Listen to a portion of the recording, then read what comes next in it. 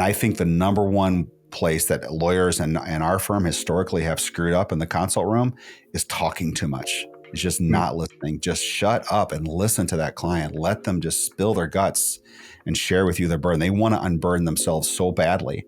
And you might be the first attorney who's going to listen long enough to let them fully do that and feel heard. And so that is far more important than how much you charge.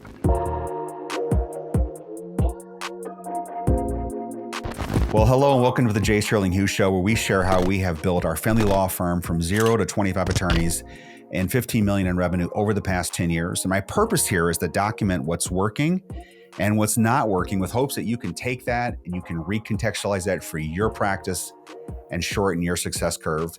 And I'm back again with Tom Hartin. Tom and I are working together, or masterminding together, as Tom is starting up his family law practice. I think is our 4th episode, Tom, that we're back together. And here we are. It's, what is today? July the 1st. And you are making really good progress on the opening of your practice. So let's kind of jump in with you giving us an update since we last talked about 2.5 or 3 weeks ago as to where you're at.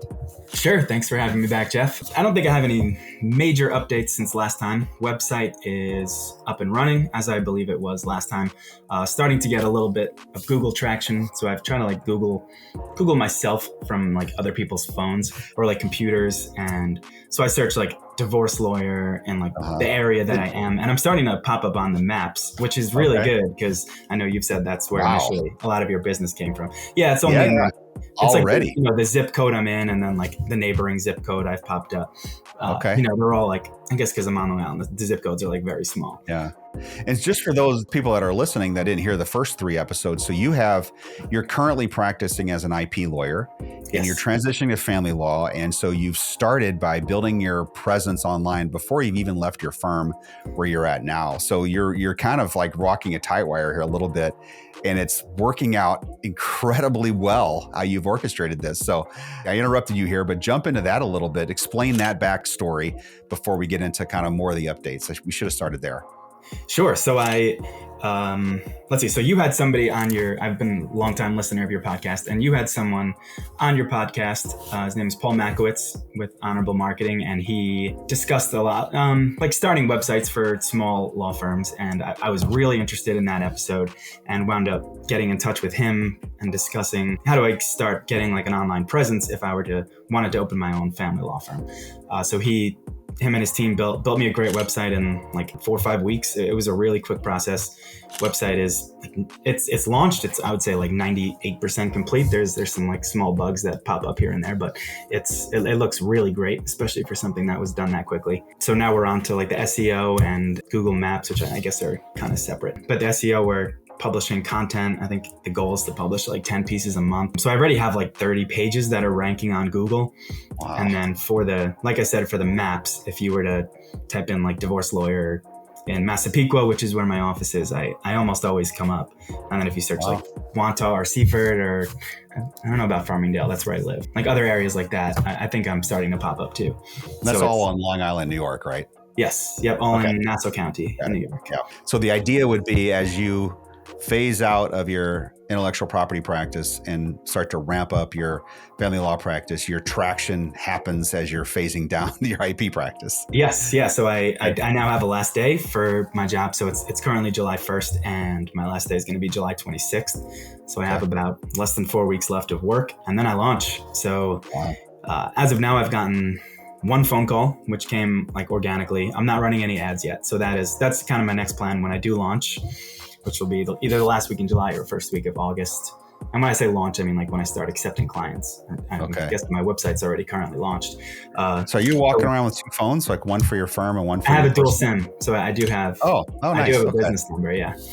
Okay, so you have a separate business number for your practice, your family law practice. Yeah. Okay, all right, and that's on. If I were to go online, find your Google listing, I'm going to call that number. It's going to ring at your second line on your SIM card. It is, yep. And I have an Apple Watch, and that is the only number connected to that watch. Because I always hated, I never had my phone connected to my watch. I was connected, but I didn't get, I didn't want every call or text coming to my watch. Yeah, I'm that way too. I guess as a business owner, you have to have that. So now I have that, because I don't want to miss any calls, especially since I'm the one answering all the calls. Yeah.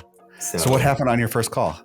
So, yeah, so I got a call. Like I was in the middle of a work day. I work from home, so I'm able to answer it, but still working for my patent law firm. And yeah, got a phone call and picked it up. I said, complete surprise. I was like, Hartin Family Law. This is Tom. How can I help you?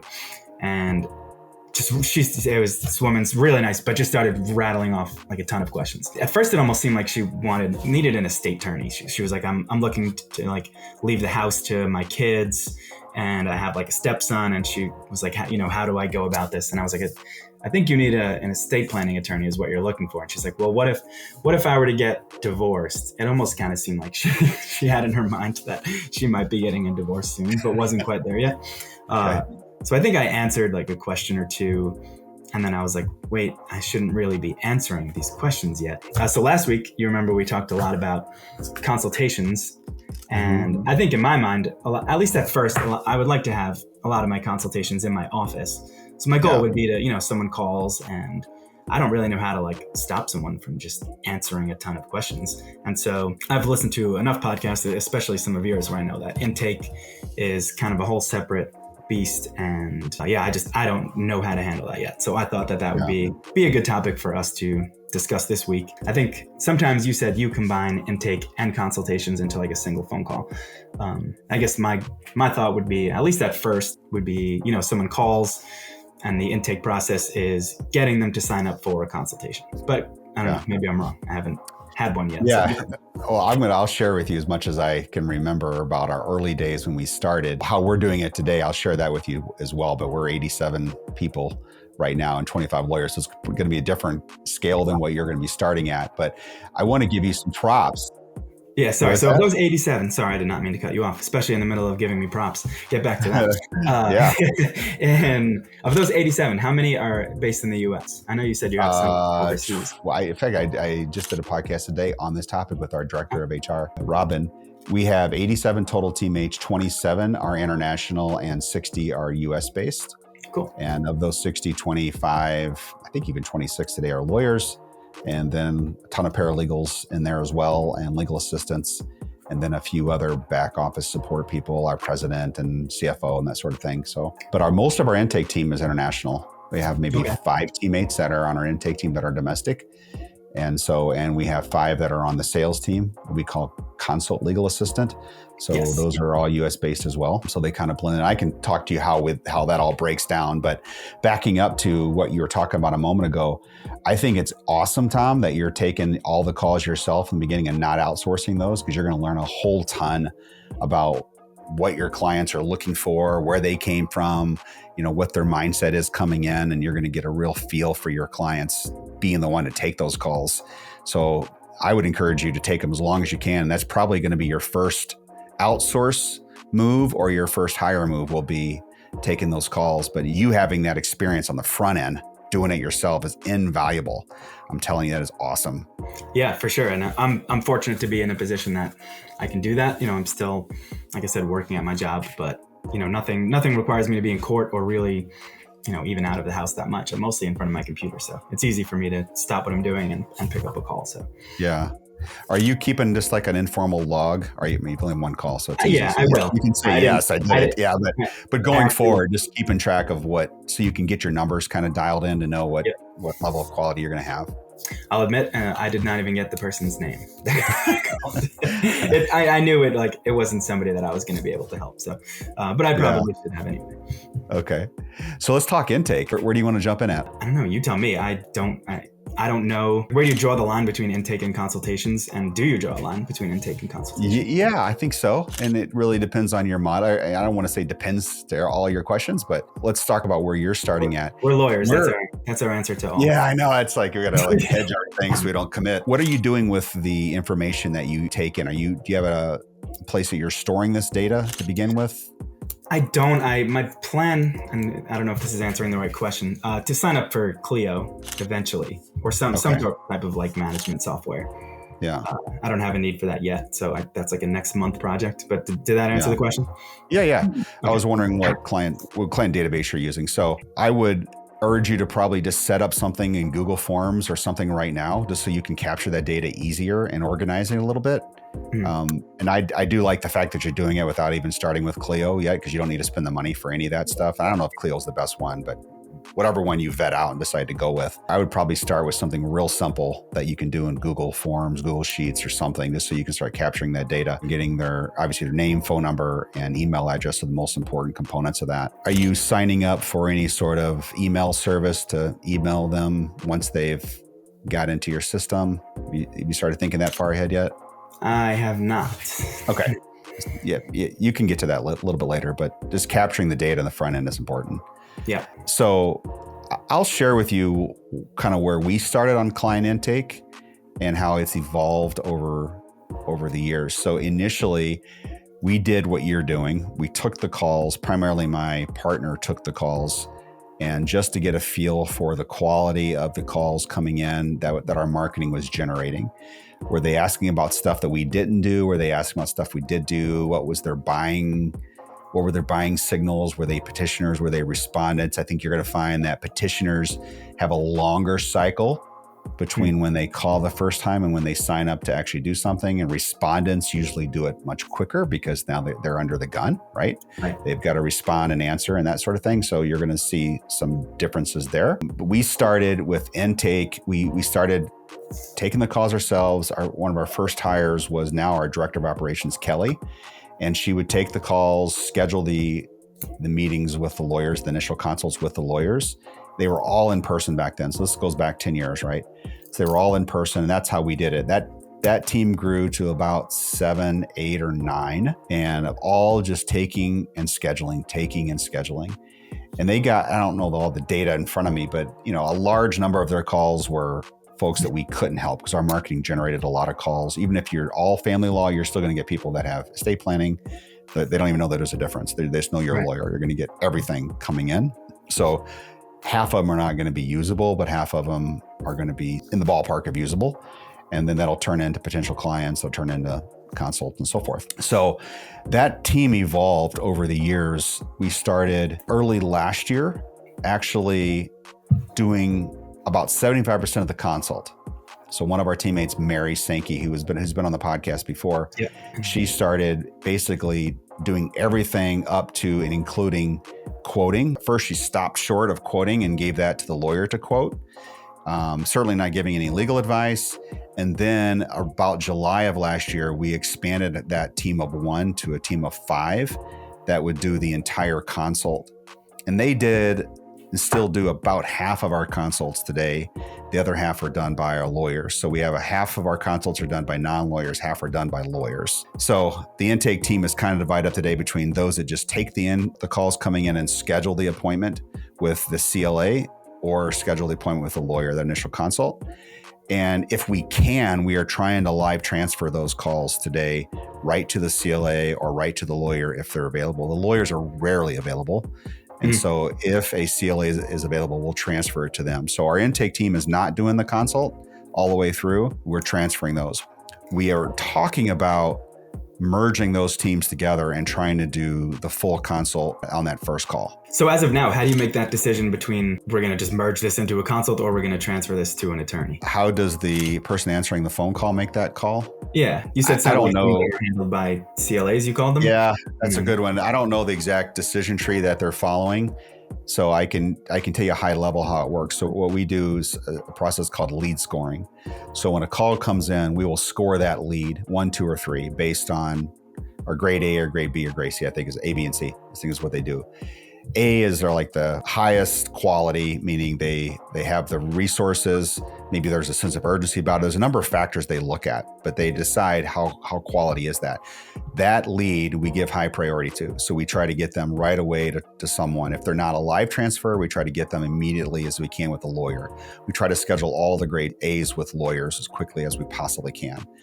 There is a shelf life on these leads. And the quicker, what we have found is that the biggest factor in getting moving a client from potential to signed is speed of consult. If you book it out 3 or 4 or 5, 6, 7, 8 days out, half of those are going to drop off for whatever reason. They're going to get impatient, find another attorney or whatever. So that's speed of consult is more important than which attorney they meet with, how skilled that person is and that attorney is, and in sales or an attorney who's not skilled in it, it's the most important factor of all. So just executing on the blocking and tackling of getting that phone call, if they're qualified, immediately in front of an attorney is like the name of the game. Okay. That intake caller will grade it A, B, C. B, I don't know the protocol, but they'll schedule that differently than they do the A's. And the C's, I believe they try to get them into a webinar or some sort of a group meeting where they can get information that way. It's just way more efficient for us to handle them that way. Those are the ones that are least likely to sign. Maybe they've already expressed that finances are a real big problem and they don't think they can afford it. So we still want to see if we can help them some way. So we'll put them in a webinar. And I don't know the show up rate for the webinars, but a fair amount. It's worth it for us. A fair amount of those webinars attendees turn into clients later, usually on a lower level, maybe on a coaching package or something. Okay, is how we'll monetize that. So that's when we make that first call, is on that intake coming in on the grade. So I heard you mention like A, B, and C. One of the factors that you would consider is resources that the person has, whether they can afford your services. So what kind of questions are you asking on an intake call that gives you the ability to make that decision? Yeah, and they wouldn't all be in this order, but first we're going to let them just describe the legal scenario, what's going on, get a sense for the urgency of it. Are they early in the process of just trying to get information? Where are they that way? And more than anything, you want them to feel heard. That's like the most important part of the human interaction, is help them feel heard. If they feel heard, it's listened to and not you talking over them or just giving them lots of advice. If they feel heard, you're going to connect with them much quicker, and they'll be stickier through the rest of the interactions with a potential client. We'll just let them spill their guts initially. Tell me what's going on. That's like the key question. As they start to do that, we'll ask them questions about, okay, what county do you live in? That's an important factor because we want to know, how to quote, and that all matters with the county because every county does it differently. We'll talk about their other spouse. We'll certainly do a conflict check early on. We'll talk about their assets and their liabilities. We'll talk about their income.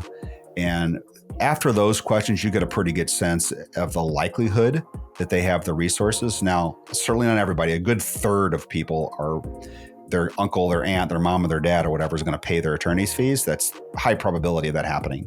Okay.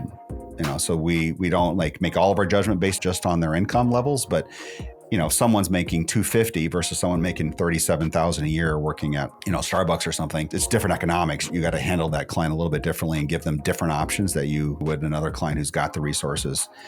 Length of marriage is an important factor. The longer the marriage, usually the more they've accumulated from an asset standpoint, the more you have on a division that you're dealing with, the more work involved. So all those factors, I don't know all of them top of my head, but those are some of the questions that they'll ask the potential client calling in.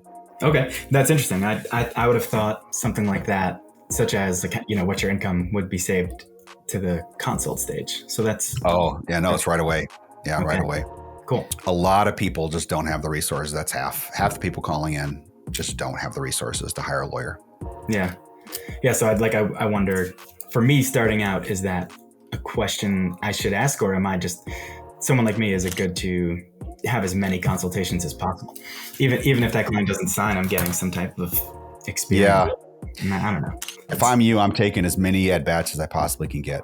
Yeah. You won't need a ton. You're good with people. You've got a sense and empathy around you. So you'll pick it up pretty quickly, but a good 20 to 30 consults, whether or not they sign, whether or not you think they're going to sign, just go through and get the reps. Learn how to deliver advice, learn how to listen, learn how to empathize in that setting. The more you can do, the better. And you're building your network a little bit too there, while you've got a little bit of, quote, time to spend that you won't have 6 months, a year from now. You won't have that time. You have to be much more discerning about who you sit down with.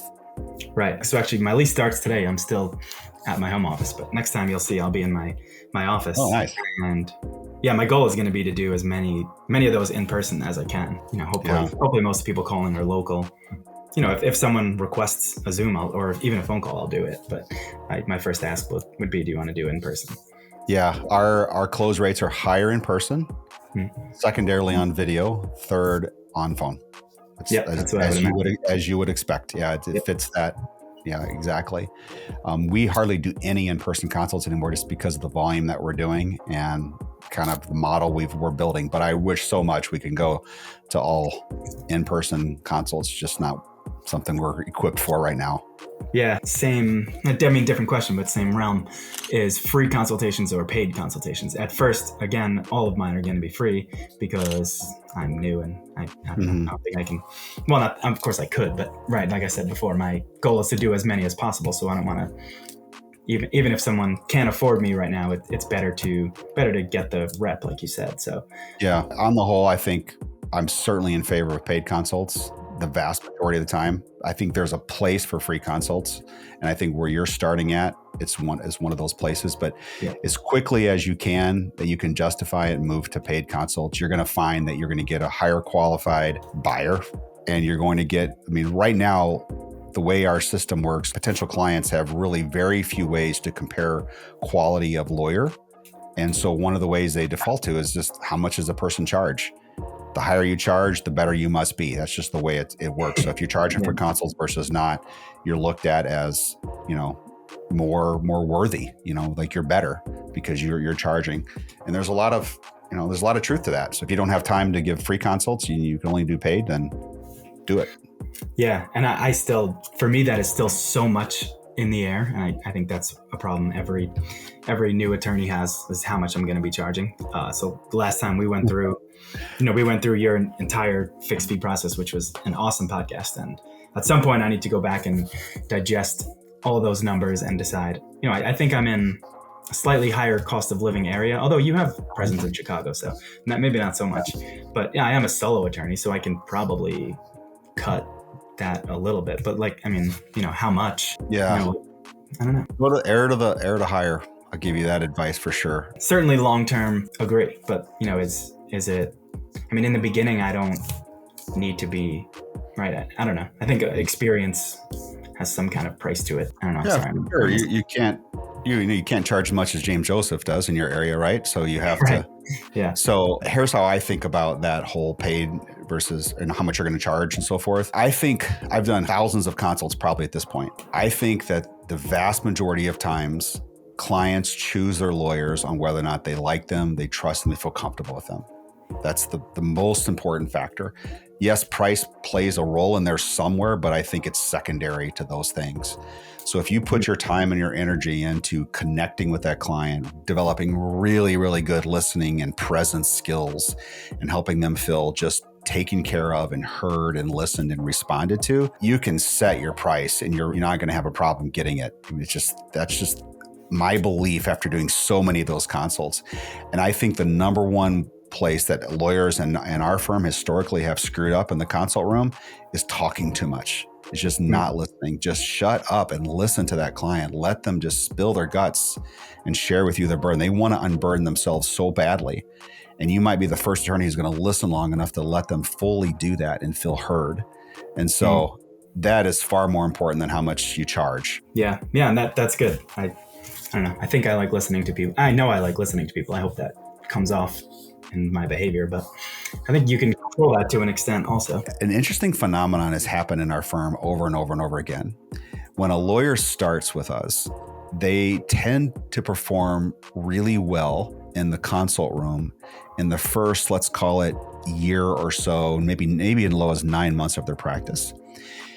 Then they go into a slump. I call it the sophomore slump, where that next 9 months to 18 months, hopefully it's cured by then, but in that period of time, their numbers inevitably decline, and sometimes precipitously. It's the same person doing the same consults. We see them perform at a really high level, then it drops, and then it often comes back. And I am convinced that it's because they know too much. They feel like they have to give advice, they have to talk, they quit listening, they quit doing the things that the clients really cared about in the beginning. That is just them listening and sharing. And you don't have to prove yourself. You don't have to, you're insecure, right? Because you don't know anything yet. And so you feel like if you're insecure, you feel like you got to just like win that, right? You got to win that confidence. When you don't do it by talking, you do it by just listening. That's usually how you do it. So I think I've heard you say this before. Most of your hires are pretty junior, right? Yeah. And we used to only hire really experienced lawyers. We have found that the more junior the lawyer, the better they're going to perform with clients. The better their NPS scores are, the better their collection rates are. All that is better.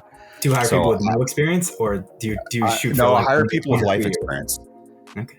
I don't really care at all about their legal experience. I personally don't. It doesn't matter to me. I care about their life experience, their ability, their empathy, their people skills. That's far more important. Far more important, without question. The ideal hire for us is a female who has been a paralegal and had to go to night school. I'm making this up. We don't really have an ideal, but I'm just giving you they went to night school for law school. It took them 8 years to do it, or whatever the number is. It took them, they had to struggle, but they learned how to practice by watching the attorney in the firm they were in. And they wanted to go to law school, so they did it. And they have a couple kids at home or something. And they went through all of that, and they're 38 years old, and now they're out to be a lawyer. Those are bullseye, if you're hiring. So obviously not always, right? I'm just trying to give you, generally speaking, that it's life experience. I care about that. That's way more important than, legal experience. In fact, legal experience more often than not in our practice is a strike against them, because we've hired a lot of name brand attorneys. And I mean name brand meaning they've had great reputations. They're even great attorneys. But they come in our practice. It's a much different practice. It's a proactive practice versus a passive practice.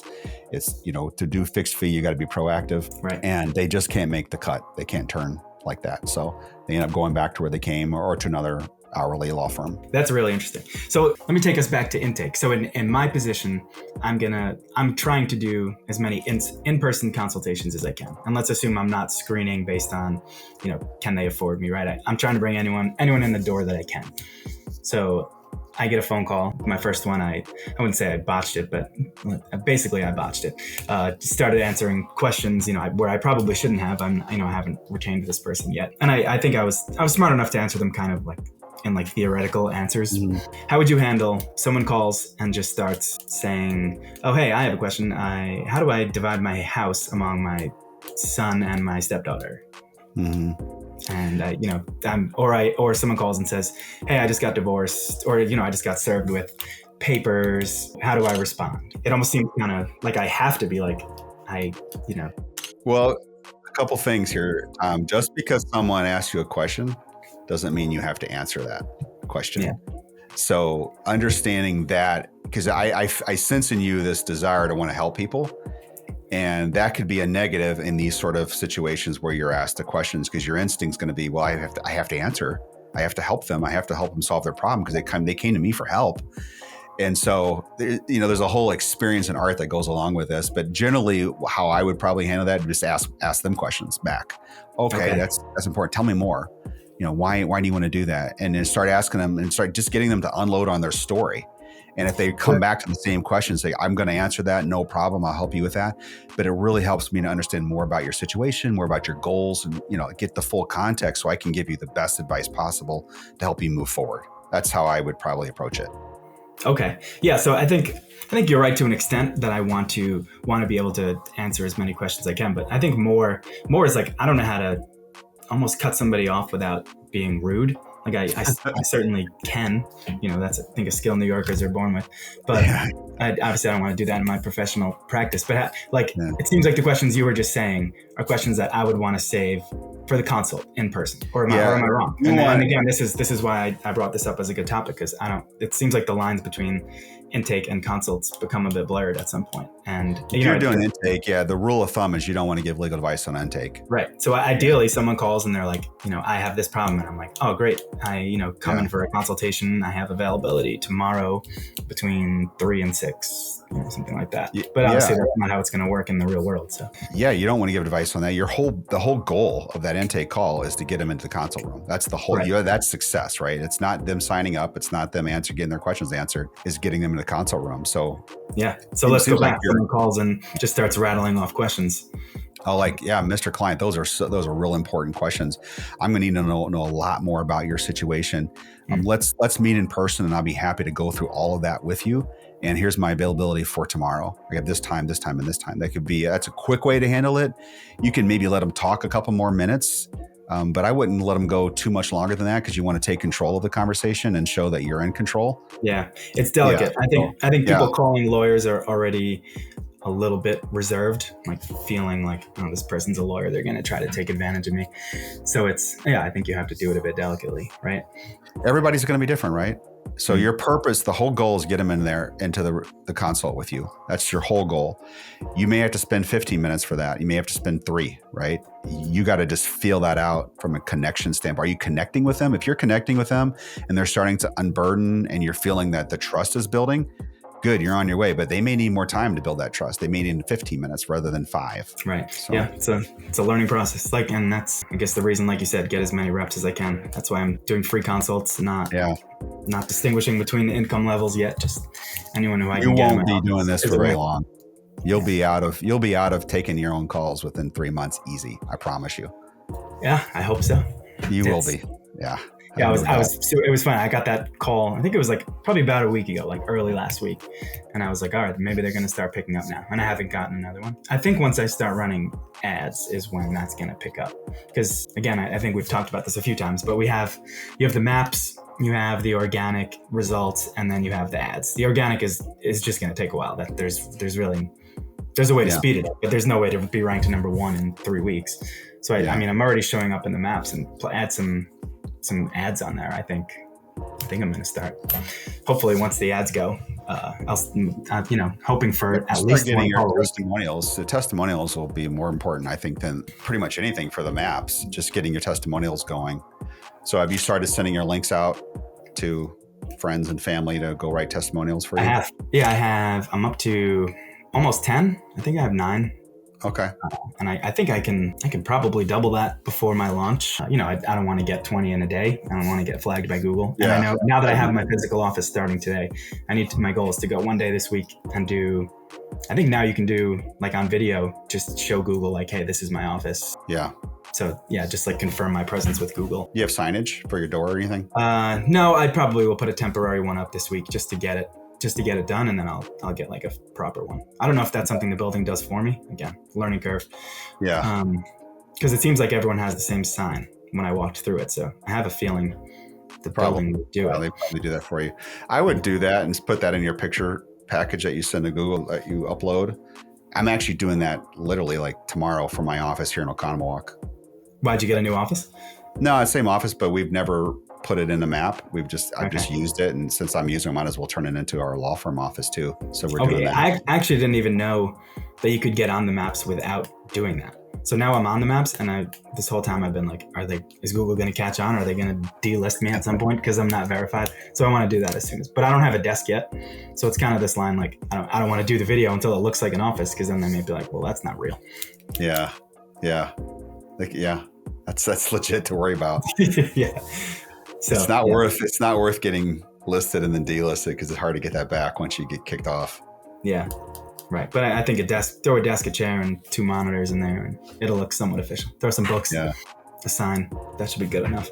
Yeah, my assistant just ordered some sign off of some site online for, I don't know, $50 or something, and just came in the mail. So I'm going to go stick that on the wall, do my video, and send it to Google. So I'm in an awesome location, like brand new building. It's good meeting space. I'm excited about it. Yeah. So for your consult, have you started thinking through what your process is going to look like? Or are you just No, it's really like I am really busy until I leave, and then then I imagine at that point there's going to be a point like end of this month. You're saying like in 3 months I'll be so busy, but I'm hoping obviously I'm hoping I get clients, but I'm thinking August is going to be pretty slow, and that I'll be done with my other job, but I don't know if I'll be running ads yet at that point. Doubt I'll be on the organic results yet. So that's going to be my time where I'm doing a lot more administrative stuff, or like, planning, having kind of, good talking points for the consultations, standard responses to questions. Did you see the podcast I did on our sales process? Sure, I did. Yeah. So I'll send you our one-page consult process that we developed over a very long period of time, and hundreds and hundreds and hundreds of consults. We kind of got it down to a 5-step process that works pretty well. So I'll send that over to you. Awesome. And so that, again, I keep blurring the lines in my head, but that's an intake sales sheet or a consult? No, that's the consult part. So the intake, we have a process for that. I can send that to you too. I don't really know what it is right now because I haven't done that in a long time. So the actual consult, from when the client sits down through the whole funding part of the whole thing. Cool. That'd be awesome. Thank you. So we have a pre-consult process, we have a consult process, and then a post-consult is how we set it up. This goes back to, we started developing this in 2018. when we would have months go by and we would be incredibly high performing on our consult process, our consult results. And then the next month it would just go in the tank. And so we just got tired of that volatility. So I ended up listening to, I don't know, probably 100 of other people's consults in addition to the ones I was doing. And we came up with a kind of an hour-long, 45-minute to an hour-long process for doing our consult. And there's really 5 steps to it. It begins with kind of giving the client the roadmap. And then about half the consult is just listening and asking questions. And then there's a transition part of the consult where you kind of boil down to what success looks like to the individual client. Then you give them the advice and feedback. It's usually just the first or second step that they need to take. And then you quote them with your options. And then we have some elements to that. So, and if you're doing fixed fee, which I think you are, it's going to be real important you understand how to quote the fixed fee, because it's much different than hey, I charge $350 an hour. Yeah. And the retainer's $5,000 or whatever. That's much different. Hourly or fixed fee is much different. Yeah. And it's especially difficult for me being a solo. Like, I think when you did, I know you started hourly, and then so you, correct me if I'm wrong, you had a lot of data to go off of, and add, if there's kids involved, it took this much longer. So I mean, I have that through you, which you gave me, which is awesome. But yeah, I don't have my own data, and again, I don't know. I wouldn't worry about trying to get it right out of the bag. I mean, you've got our numbers. I would just add 20% to that and start there. I mean, this is like Wisconsin, so it's gonna be much different than Long Island. So it's at least 20%. So add 20% and go with that. Interesting. Yeah, I might. Or just use our numbers, but I wouldn't try to like guess at it and put a lot of stress behind getting the numbers right. You're gonna be wrong and you're gonna be right.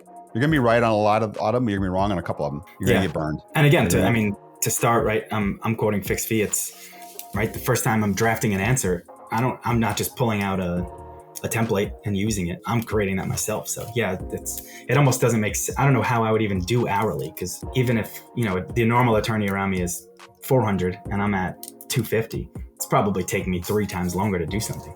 So in the end, I would come out more expensive, which makes no sense. So that's why I think fixed fee is going to be awesome. Yeah. Are you thinking through how to kind of propel that message in the marketplace about you doing fixed fee and being one of the only fixed fee options in your area? Is that in any of your marketing materials right now? It is. So no, that's not true. It's not yet. It's going to be before I launch. So as of right now, I have a lot of like blogs on my website, and one of the pages is going to be about how my pricing is. And the marketing company is writing pretty much everything for me. But I said the fixed fee description and like how the selling and stuff, I wanted to write that one myself, because that's something that's personal to me, and I'm getting the information from you. So that's something I need to write, which I will do sometime between now and at the end of the month. So I'll give you the 3 most important ones. You can probably write 7 to 10 benefits to clients for fixed fee. So when you're writing that copy, I have found that the best results come from you talk nothing but benefit to the client. Don't talk about features, all right? You may have heard the marketing expression, sell the whole, not the drill. So you're selling the whole, all right? Which is the benefit to the client. And there's 3 major ones, the things that the clients care the most about when it comes to fixed fee versus hourly. One is that you're giving them certainty. They know for certain what their fees are going to be. Okay, so that's like a really big deal. With hourly, of course, they don't know that. It's just going to be a new surprise every month. Part of that is convincing them, hey, the guy up the street who's only taking a $3,000 retainer, that's going to run out in a month. Right? That's why fixed fee is harder to sell. It's way harder to sell than hourly, because they're coming in probably with an experience with hourly in some way or another. But if you can help them see that you're not hourly and you got to compare much differently for them, that's a longer conversation than just quoting your hourly rate. Right. So there's a couple other benefits too. One is that the second one you'll want to mention is the same goal. So as an hourly or as a fixed fee attorney, you get paid when the case is over with, right? That money comes in, but you have to earn it by delivering on the service, right? So you want it over just like they want over. That's what the clients want the most, by the way. When they come in to see you in family law, is they want it over with. They want to be out of pain. But very few of them will tell you that. Very few of them will say, I just want it over with. They won't say that. They'll say, I want the house, I want the kids this amount of time, or I want, my retirement account. They're going to give you things and concepts that they want, but very few will say, look, I'm in a lot of pain. emotionally and mentally, relationally. I want out of this. I want it to be over with. I don't want it to drag on. So very few will actually say that, but that's what they want. So if you can hit in on that by saying we want the same thing, I'm working on for the same outcome here. I don't want this thing extended. I want it over with just like you do. Helping them see that you have the same goal. You're united in your alignment is a big one. And that last one is just communication. And I always put this one as the last because clients remember the last part usually the most. Is with hourly, what happens over time in many cases is that there is a chilling effect on communication. Clients don't want to communicate with a lawyer because they know it's going to cost them money every time they text or send an email or pick up the phone. And so they tend not to do that. Or they tend to rush through the communication. With hourly, that's what happens. With fixed fee, you have all the time in the world to tell me whatever you want to tell me. And you can tell me things as often as you want to tell me. You can text me or you can email me every day or whatever your communication is going to be with them. And helping them see that communication is wide open. When you have better communication, you get better result. Yeah, I think that last one is huge. So hitting on those three. You can talk about other things too, but those three I've found are the ones that the clients care the most about. And that's where I've got the most like ahas and sit-ups and people like really starting to lean in whenever they hear those three things. So this will be my last question of the day, and then we can wrap up, unless there's more you want to talk about. You mentioned in number 2 that in fixed fee, I don't get paid until the result is over. Is that always true? So you take, let's say phase 1 is like we talked about last time, goes for 6 months and I'm just making up a number is $8,000. Do you not, so let's say that money goes into an IOLTA account. Do you not touch it until that 6 months is over? No, you can. I don't know how your rules work in New York, but you earn the fee as you go through the stage of the case. So if you're halfway done and for whatever reason the client withdraws or they want you to withdraw or something like that, you have to give them back half the fee. Yeah, you can put it in your business account as long as you, at least we can in Wisconsin, as long as we tell the client we're doing that, you can put that money right away into your business account. But you still got to refund them back if they reconcile. Yeah. You're going to find that right now we get about 7% of our cases, we have to refund them something. And 80% of the time it's because the client reconciles, which is great. You want that, right? So, but it could be 20% of the way in. So if it's a $10,000 fee, we'll refund them $8,000. Okay. And there's no cutoff to that. If it just resolves in 4 months, do you return the money or do you? No way. If you resolved it, you earned a fee. It's fine. That's what I thought. Okay. Yeah. It's when they want you to withdraw. They don't want to work with you anymore. That's when you refund them. That's what our bar rules are. Yeah, I imagine it's. Yeah. And maybe next one time we can, maybe not a whole episode, but talk about retainer agreements, or even if you just have one you could share, that'd be awesome. Yeah. I haven't sent those to you yet. So I think like right when we started talking months ago, I know you sent me a few things. Maybe that was in there. Yeah, I think I sent those to you. I have them like all in a folder ready to go, but I haven't needed them yet. So I kind of forget what they are. So dust those out and see if those are in. If not, I'll send them to you. But in the meantime, I'll find my consult process and send that to you too. So you've got something to look at. Cool. Thanks. I'm excited. You're getting closer. So let's talk again in a few weeks and see where you're at. So I'm going to encourage you too, Tom, to think about your vision statement for your firm. It's worth it. It's worth it though, man. It's an exercise in the front end that if you can do it and start to create a vision for it probably won't be the same in a year, but start somewhere and create a vivid vision, create a mission statement, understand your values. They're going to be filters through which you make decisions. They're going to guide you. They should be evergreen as much as you can. It's worth the mental exercise to do that. I know you got a lot on your plate, so. Yeah. No, I mean, I think fixed fee is part of that mission, right? It's obviously not the whole thing, but I mean, that alone differentiates me from, 95% other family law attorneys. And it's funny that you mentioned it would change because that it could change because I saw this other family lawyer on LinkedIn and I won't go into the details, but he just had this really cool, whatever I'll say. It's a really cool mission statement. I guess he's like the father's rights attorney and I forget where he's from, but I guess it's one of the states where still like mothers are awarded custody like much more often than the fathers. So he's focused a lot on paternity issues. Actually, that's something you do too, isn't it? Yeah. But anyway, that's like what his whole firm is based around. And I was like, oh, that's a cool idea. But I already have a website. Yeah. It could, maybe I like working on that stuff. I think in the beginning it's, let me work on everything and see what I like and then kind of adjust as I go. Yeah. So I don't know what that initial vision statement is, but it's something I should think about. You definitely should. It'll be worth it. it'll be worth it. Yeah. So. I mean, right now, just getting clients. That's that's my vision. Yeah. Right now, survival is, but Yeah. a good vision statement is going to, describe where you want to land. And if you don't have a target, you're certainly going to miss it. Right. So. Yeah. Cool, Tom. All right. Have a wonderful 4th of July, Independence Day. Yeah. Fun Same day. to you. So. Enjoy. Get some good weather. Well, I hope so. Yeah. Should be coming. Hopefully the rain will stop. All right. Talk to you later. Cool. Bye, Jeff. Bye.